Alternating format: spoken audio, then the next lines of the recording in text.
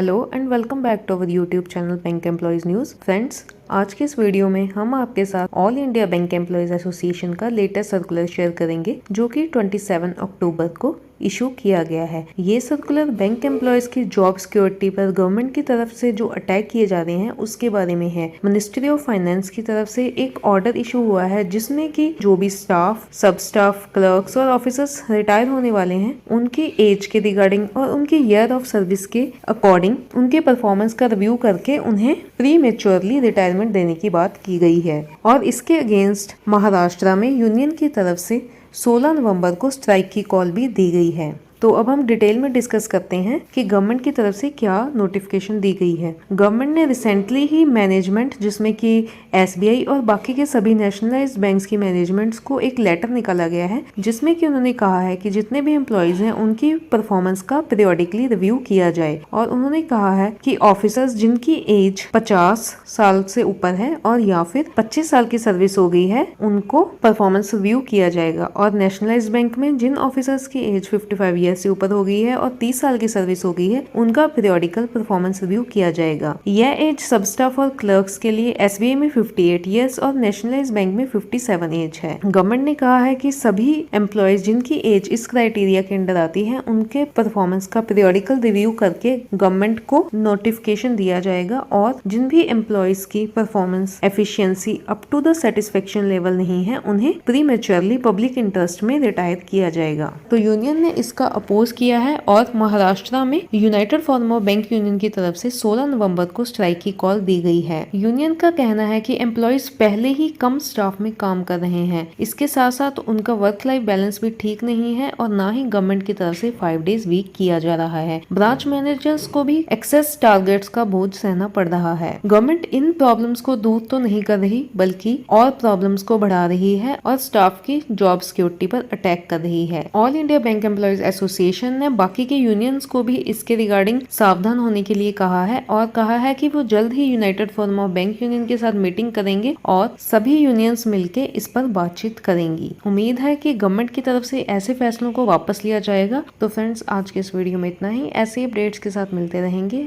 Thanks for watching this video.